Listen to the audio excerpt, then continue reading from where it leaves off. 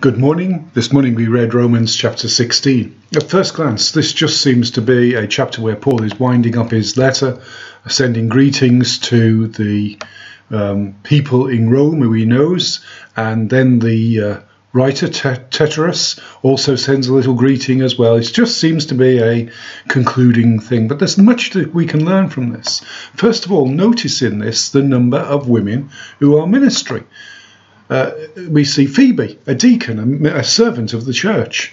Then there's Priscilla, who with her husband Aquila are leading a church that meet in their house.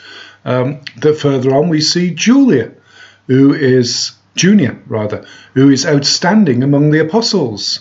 Further on we see a comment, those women who work hard in the Lord. Another woman who has worked very hard for the Lord. And so in this list we see a range of men and women mentioned, but it's the women I want to draw attention to. For those who say women can't be involved in ministry, simply read this chapter and see the practice of the early church.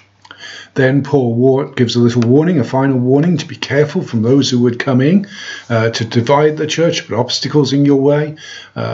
Be careful of those who by smooth talk and flattery deceive the minds of naive people. Be strong in the faith. Doctrine is important. Keep true to what God has said and what Paul has taught. And comes to the conclusion of the letter. Now to him who is able to establish you in accordance with my gospel, the message I proclaim about Jesus Christ. It is God who establishes us. It is God who keeps us. It is God who reveals the truth to us.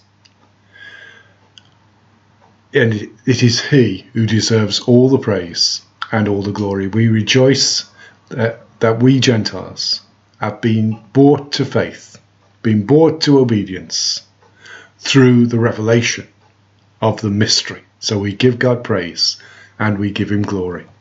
The Lord bless you today. Amen.